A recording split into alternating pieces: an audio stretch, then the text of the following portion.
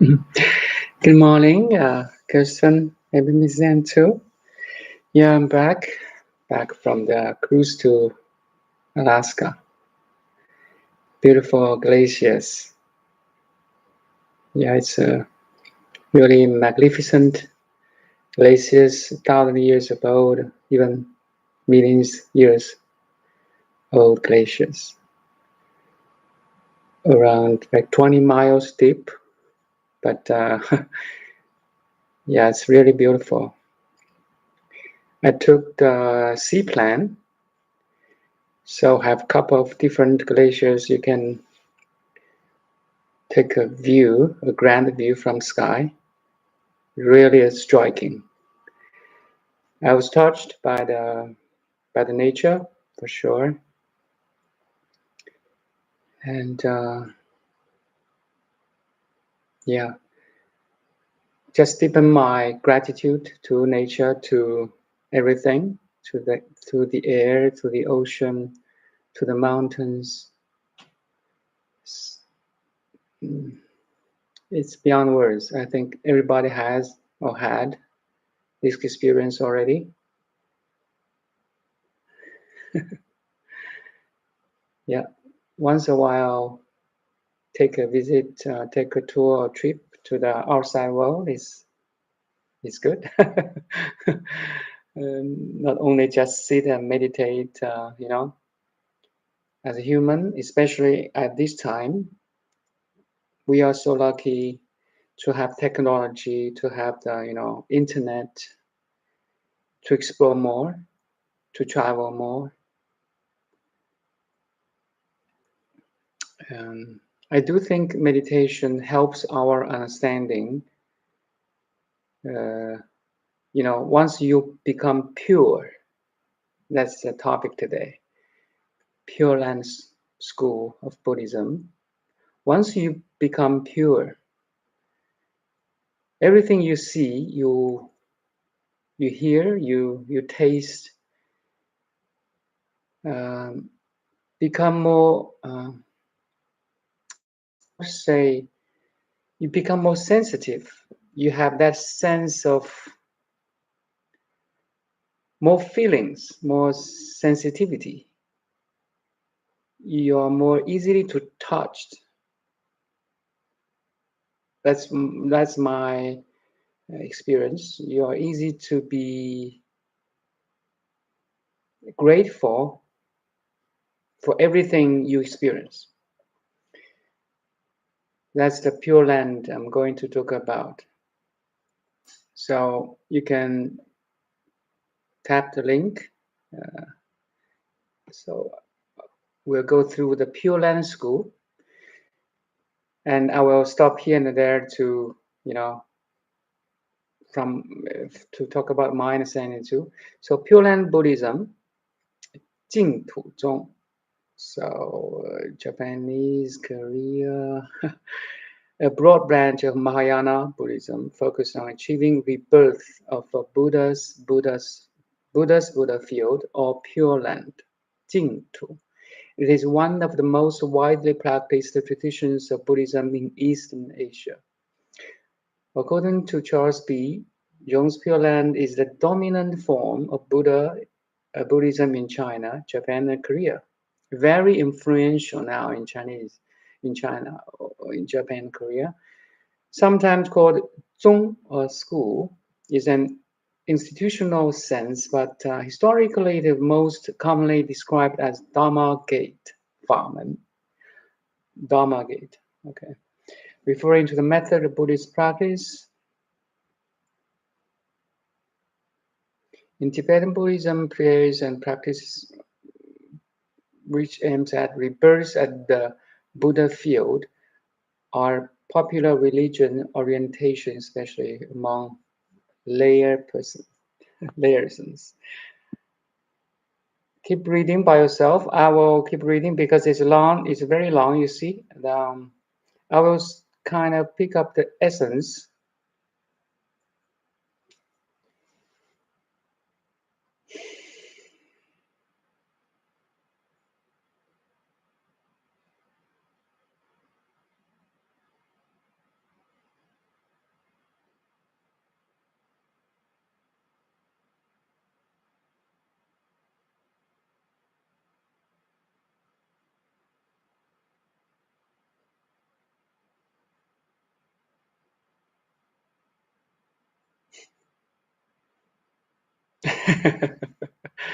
If we go to the second paragraph, there's the last sentence is,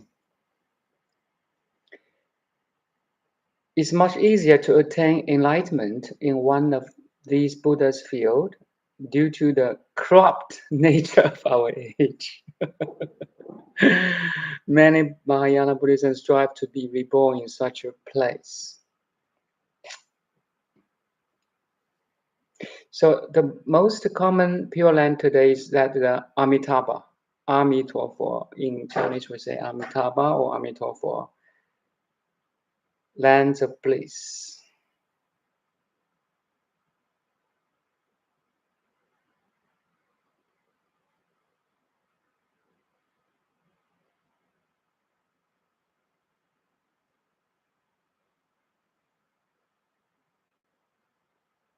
So in Tibetan Buddhism, adherents may also aspire to other Pure Lands, such as that of Padmasambhava.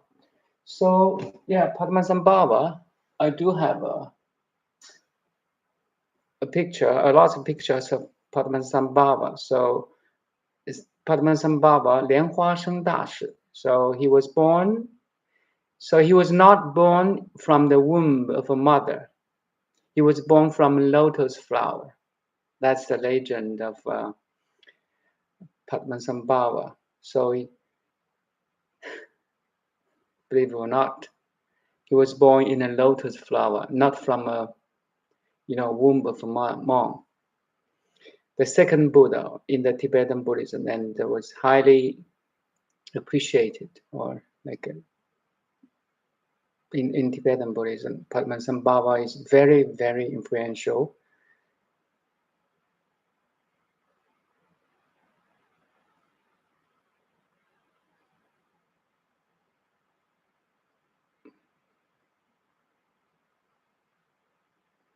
You see, the end of third paragraph, it can, as well, Buddhist doctrines, emptiness and the mind only.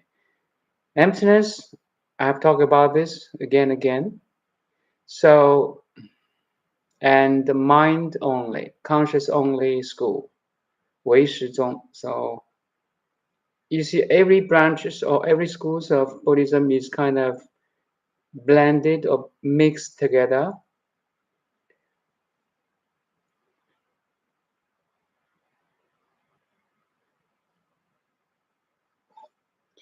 Let's go to a little bit more. Let's see, installation.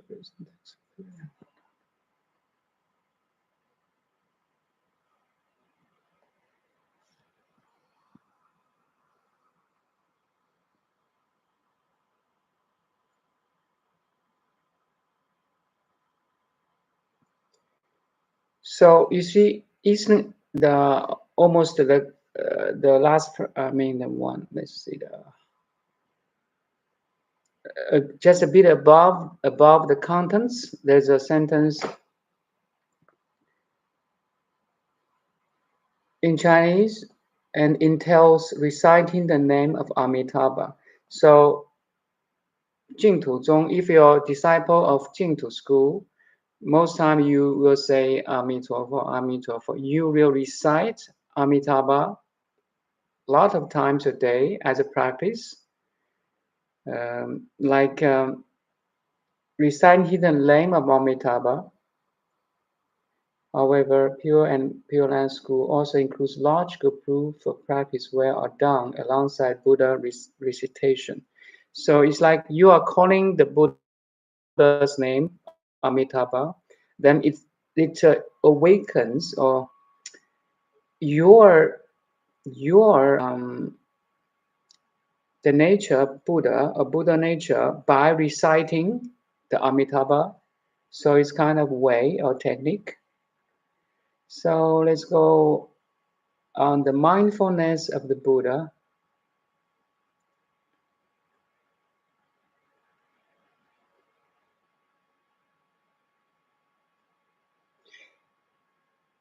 Kashmir and Central Asia,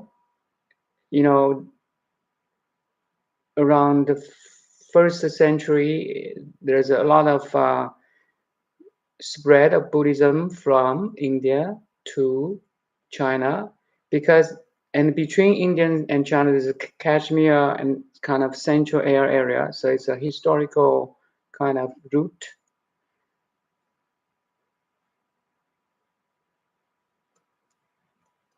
Mindfulness of the Buddha. So mindfulness of Buddha. Buddha first, actually, in the Sakyamuni time, Sakyamuni himself does not allow his disciple to have the statue of him, does not have the picture of him, no drawings, no picture, no statue of Sakyamuni Buddha. That's the time of, around 500 BC, because once you have an image of the Buddha or any sages, your attention will goes out. So that's not the original teaching of Buddha actually. But after 500 years after Nirvana of the Shakyamuni Buddha, the people have to use the image, use language to recall something or somebody, right? So the language and drawing and picture becomes helpful to remember or to respect somebody. So mindfulness Buddha. First, you prostrate to the Buddha's statue, like Tibetan Buddhism. The minimum requirements 100,000 prostrations to the Buddha or to Padmasambhava, the second Buddha. 100,000. That's the minimum prostrations. So it's kind of physical practice, heads down, kneels down, hands down, show your respect to the Buddha. It's kind of mindful. So mindfulness of Buddha is kind of your attention goes out to show your respect. But mindfulness of Buddha, there's a deeper meaning. You are the Buddha already. You are you are the Buddha already. You are mindful you're Buddha already. So that's a deeper meaning.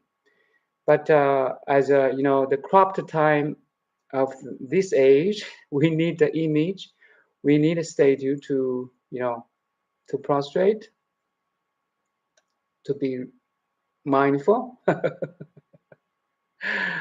of or with. You see, Hari Buddha. So keep on reading. There's a lot of interesting, comments. Let's see.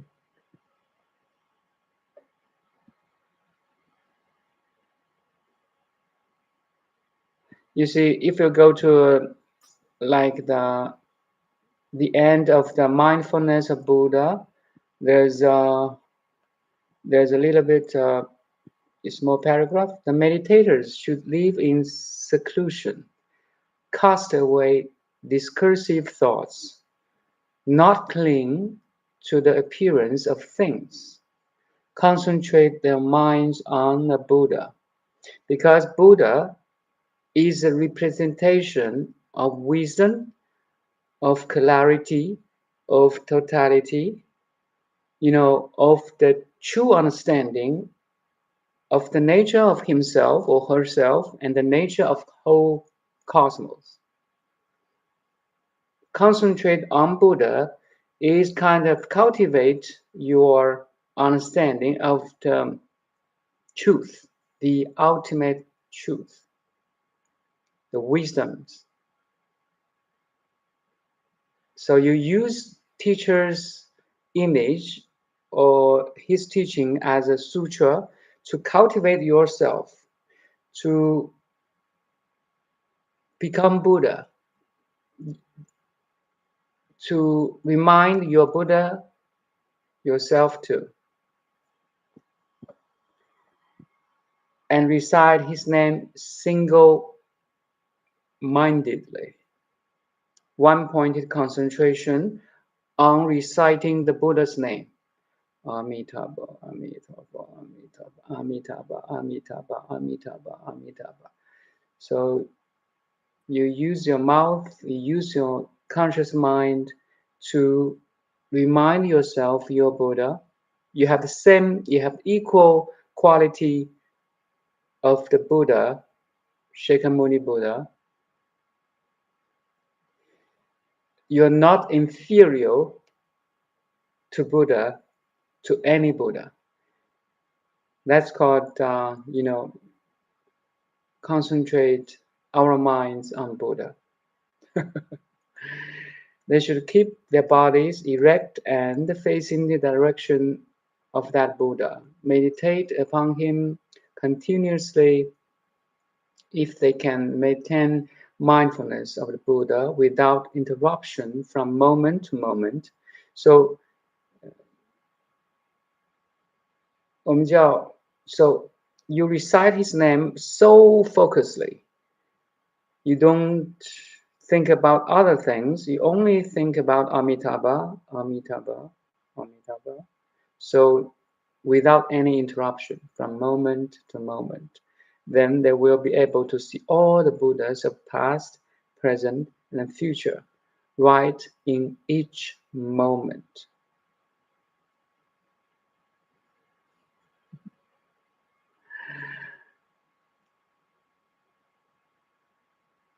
Let's go on.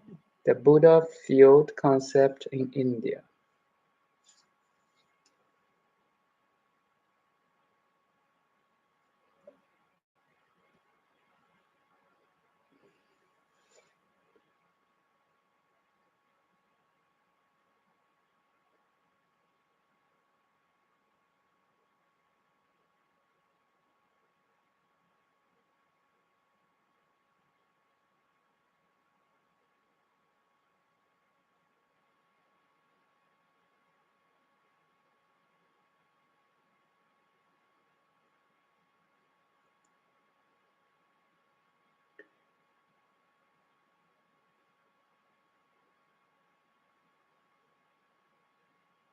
Yeah, there's a degenerate matter, age in cosmology too. So pure land. Pure land means it's so pure that it cannot defiled by anything. No condition can defile the pure land. So no matter it's degenerating matter or in generating matter, this so don't caught up in duality. Duality, good, bad, right or wrong, yes or no, beautiful or ugly, cannot influence something we call pure land because it's so pure. And you are that already. The pure awareness cannot be defiled by any contents that the awareness can be aware of.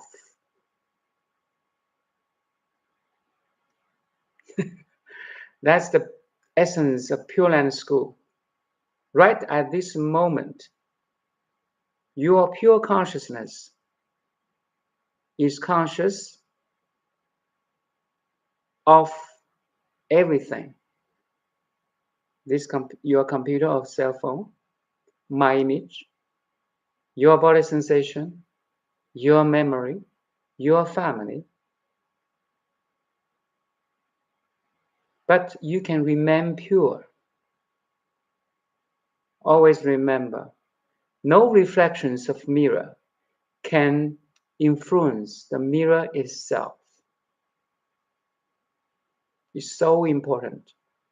Universal principle number 1. That's called pure. Once you become pure, everything is pure.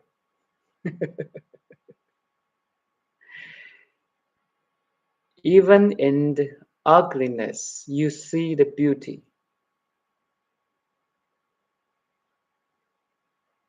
In the most complicated situation, you see the simplicity.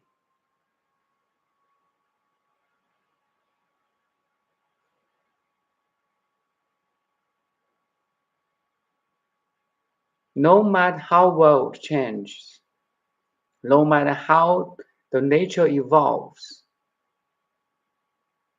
you are pure. You are beyond any changements. You are beyond any evolution. Because evolution itself is a cycle. Anything is in a cycle will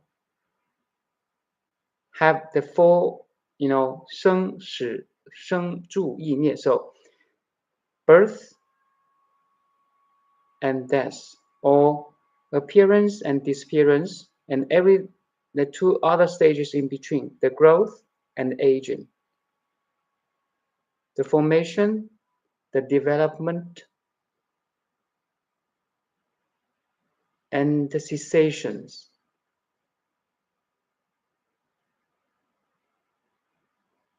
So don't follow into that cycle we call karmic force. So the karmic force will influence the cycle of everything, like a sun, like a star, like the earth, a planet, like a human body. Everything you can see, feel, and touch is in the recycling, is in the cycle of birth and death, or appearing and disappearing. But there is one thing that is beyond all this birth and death, appearing and disappearing, beautiful and ugly. That's you, the watcher. That's the Pure Land means. You are living in the Pure Land right now. The thing is, do you know it or not? So this recognition has been waiting for you for millions of years.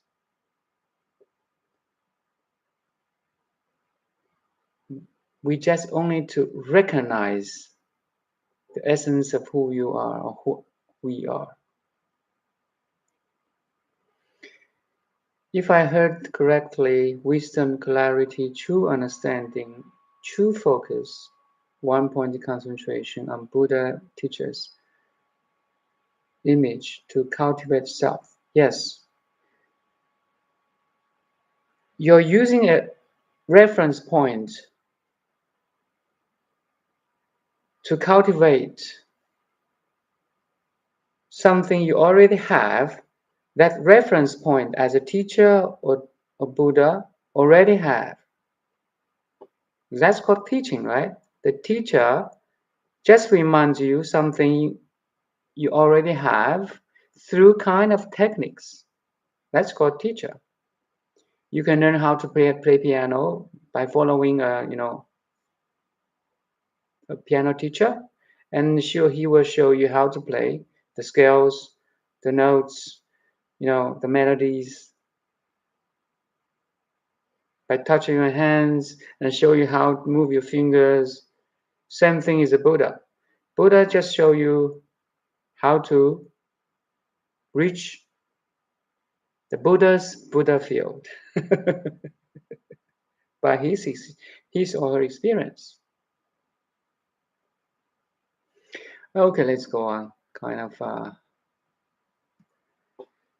Buddha nature.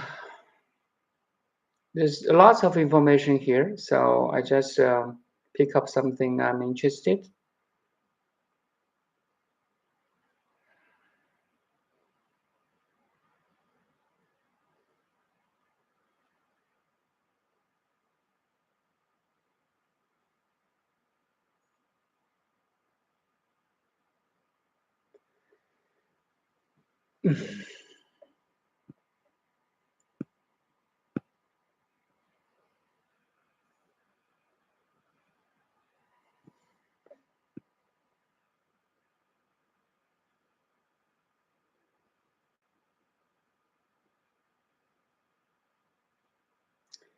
So our so just a bit about below the Buddha field concept in India, like the second last paragraph. According to Vimalakirti Sutra,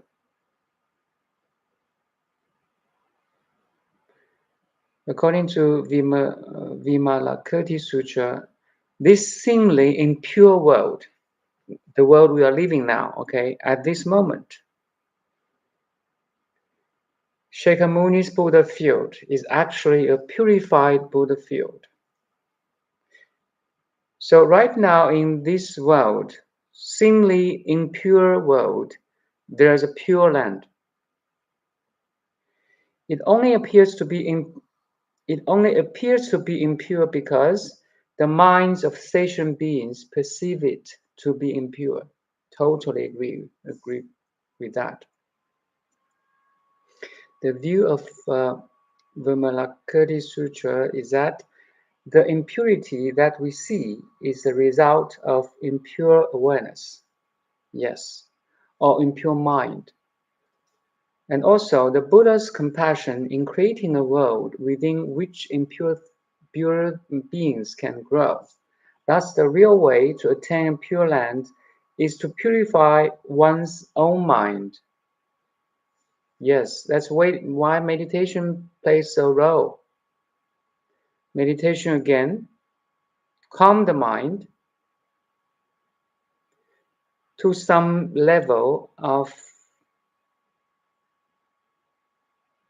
equanimity, calmness, clarity, purity, some level.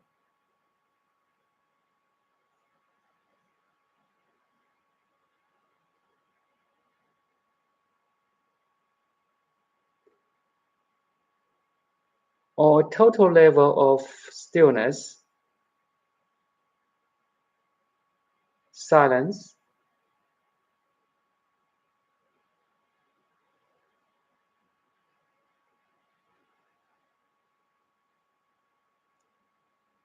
which you cannot lose at all.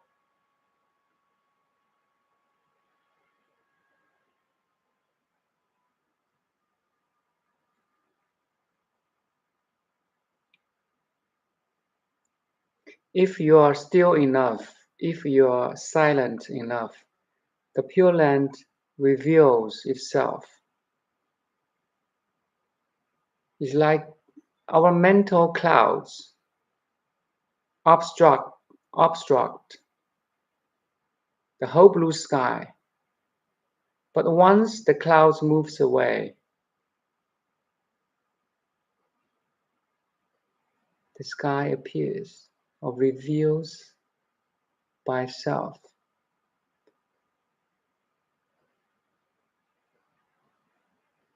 Again, I repeat, it only appears to be impure because the minds of sentient beings perceive it to be impure.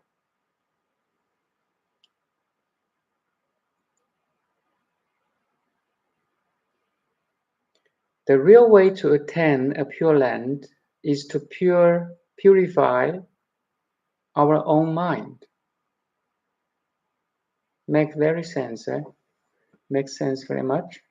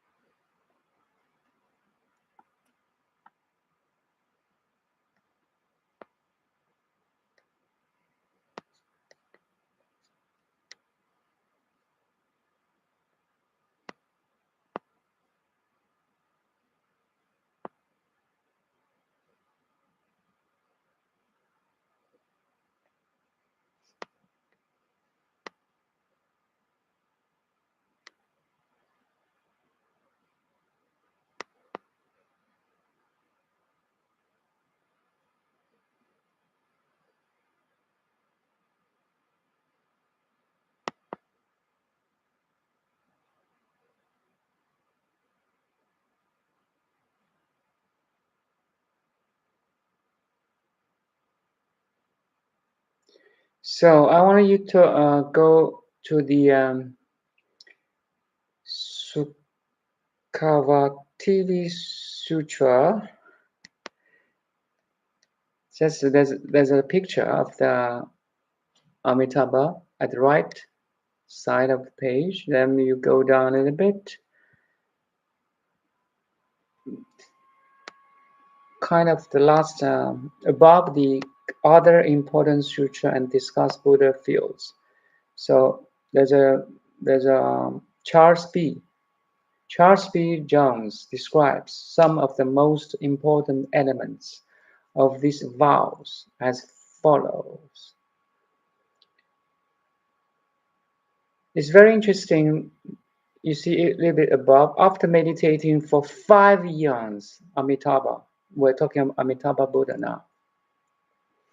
After meditating for 5 years on how to array the perfect Buddha land, Amitabha made a great series of 48 vows, and through 48大愿 in Chinese, 48 vows, and through his great merit, create a realm of ultimate bliss or Sukhavati. And Charles B. describes some of the most important elements of these vows as follows. This Buddha land will be accessible to all beings who aspire to reborn there even for 10 moments of thought. Cultivate all the virtues. And upon hearing the future Buddha named Amitabha, dedicate the merits of the practice to gain rebirth. He will personally appear to such beings at the moment of death. Very interesting. Once born in his pure land, they will have many of the abilities and the bodily features of a fully awakened Buddha, such as the divine eyes, ears, ability to read others' minds, and 32 body marks of Buddha. The requirements are being first perfect all virtues and attain such abilities and features being a gaining rebirth might lead one to think that they are effectively Buddha upon arrival. But other vows make clear that the purpose of the birth is the acquisition of Buddhahood, being born there as promised only time to practice, never preparation to birth. All communism to learn,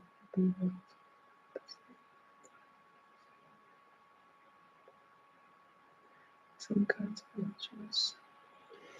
So this is a trend traditionally. If you recite Amitabha sincerely and focusedly at the time of our death, Amitabha himself will lead us to his pure land because he vowed. That's his vow. His vow is that, again, you see, he will personally appear to such being at the moment of death, once born in his Buddha land. They will have many abilities and features to be a Buddha.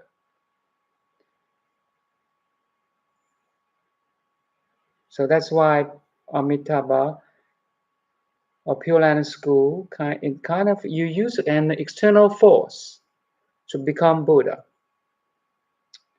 You use the vows of Amitabha. It's like somebody loves you so much and he makes a big wish to provide the most valuable things to you. Like, yeah, something like that. He vowed to help you. So beautiful. You see, a Buddha or a Bodhisattva's heart is so beautiful.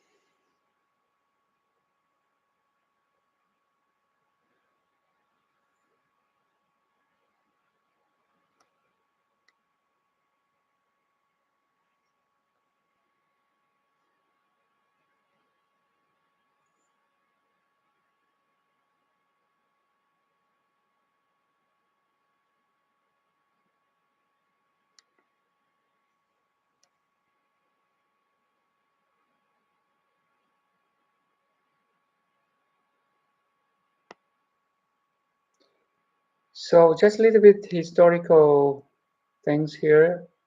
You can click the early practice and Pure Land.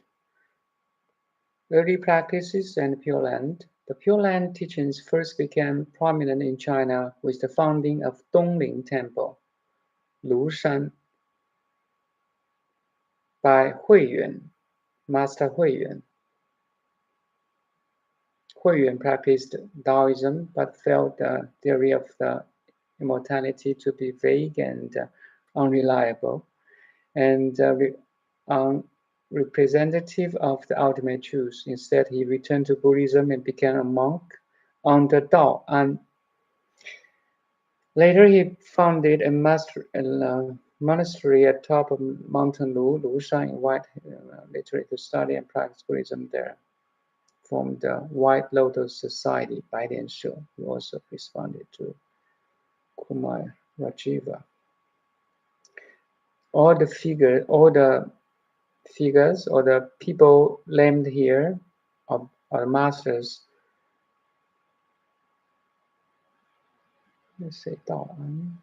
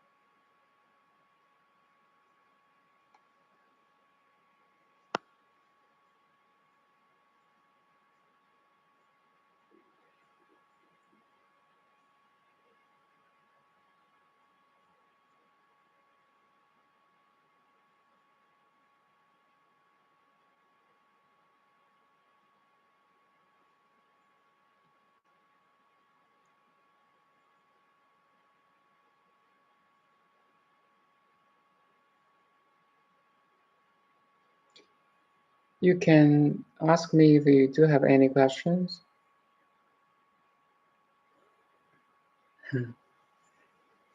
Yes, Kirsten's land question: is Pure Land connected to Chan?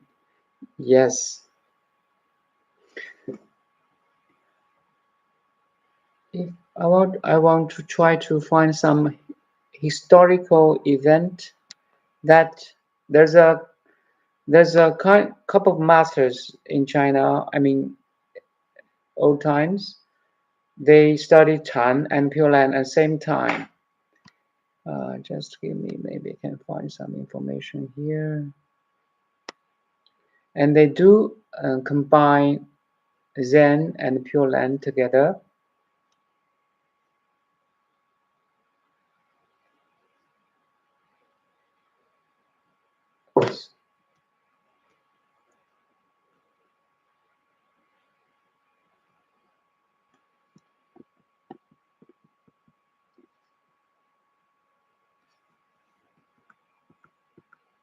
But while we are still keep looking, and there's a interesting here. So just a little bit above Shao, San Dao, and Huaigang. If you go top, you can go back to the top, the contents. Then you can click there's a number 2 Chinese Pure Land, and the 2.4. If you click that, so just above 2.4, There's the last paragraph. The next major influence on Chinese Pure Land was Dao Chuo. Sorry, she wrote a work defending Pure Land form from its critics. Dao Chuo promoted the view that the world was entering the last days of the Dharma, 末法时期, the time that anyway, with the technology, we kind of opposite to the your original phase. The more advanced the technology is, the more we are far away from our original phase, from your Buddha nature. It's kind of concern from masters. You see, with the technology, with the science, our life becomes so, how to say, complicated. Just give you an example. If you go to Costco supermarket, you will see how many items you can purchase. And all the items, like let's say 20,000, maybe more than 10, 100,000 items on Costco markets. Everything is kind of distraction, because with the technology, with the science, we can make so many different things now. Just say 200 years ago, we don't have cars, we don't have computer, we don't have this, we don't have that. So in that perspective, our life becomes very simple, kind of more pure than us now, than this time now, comparing to the 200, even 300 years ago. The life are very simple, very simple. Make sense? So that's why we call the last days of Dharma. More advanced technology, less purity. Sometimes I feel that way too. You see, nowadays the kids are so easily to be distracted in the computer games, into the pornography, into anything, into gambling, into, it's sad to see it that way.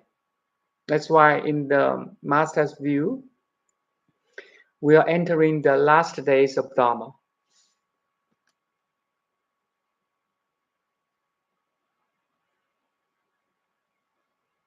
In this area, the path of sages, which relies on classic Buddhist self-development and self-power. Actually, now if you're listening to me, you're self-developing the Buddha nature of your Buddha nature, which has been there for many years.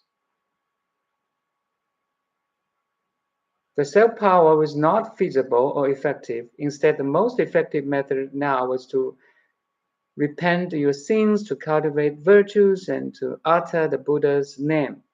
Yeah. So you use Master's name, you use the Buddha's name to cultivate the virtues you already have. That's to leave the defiled world for the Pure Land. So 往生净土, the way of rebirth in the Pure Land and associated with the other power. So you are willing to be born in the Pure Land with the help of Amitabha. So it's kind of two ways, two forces, which is good. So you have self-power, you have other power from Amitabha, and self-power, you want to be born in the Pure Land. That's two forces.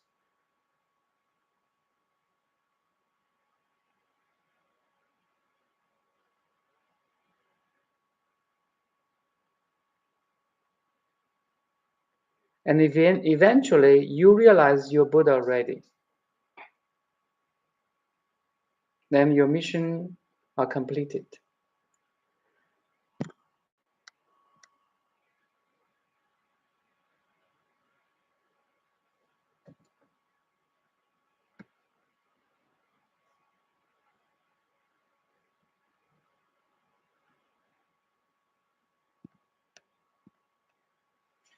Yeah, so many information there, so you can keep reading.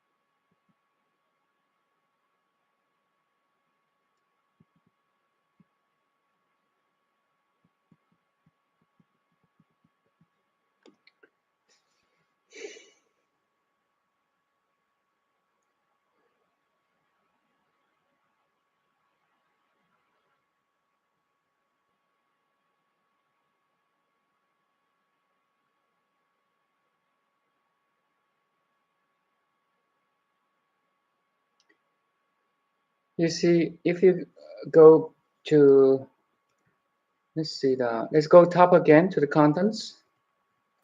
There's 5,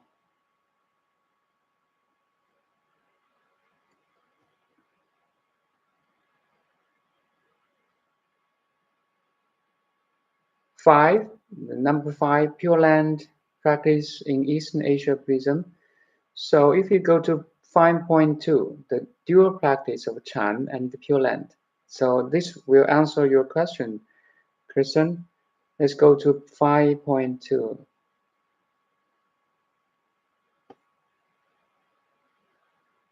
So there's a common, in Chinese Buddhism, there's a common practice called the dual path of Chan and Pure Land cultivation. You see, Chan and Pure Land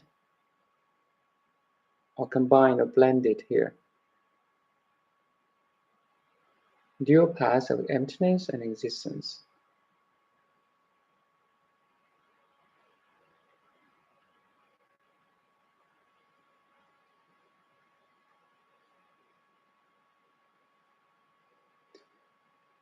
Nan Huai Jing, if you the second line as taught by Nan Huai Jing, if you go to Nan Huai Jing, that's the second line of the dual practice of Chan and the Pure Land.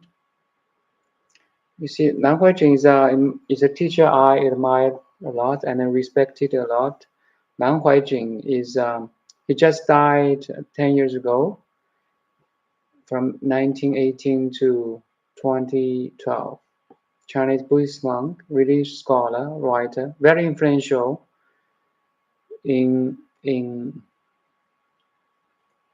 China. So Nan Huaijing, Master Nan, died at the age of 94, September 29, 2012, in Suzhou, China, close to Shanghai, east of China. So that's the Nan Huaijing. He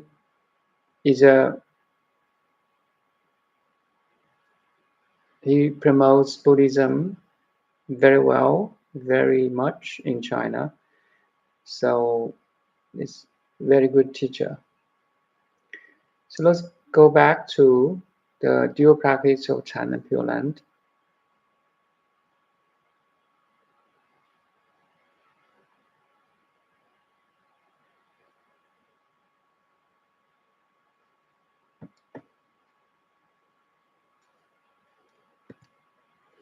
So maybe as it really contains a lot of information, we may go back to this one, to review it. We cannot finish in one time.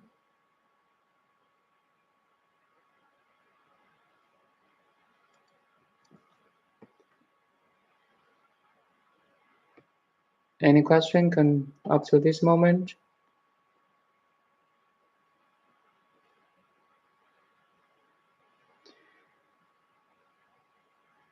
So the last, just be silent. Connect to your inner Pure Land.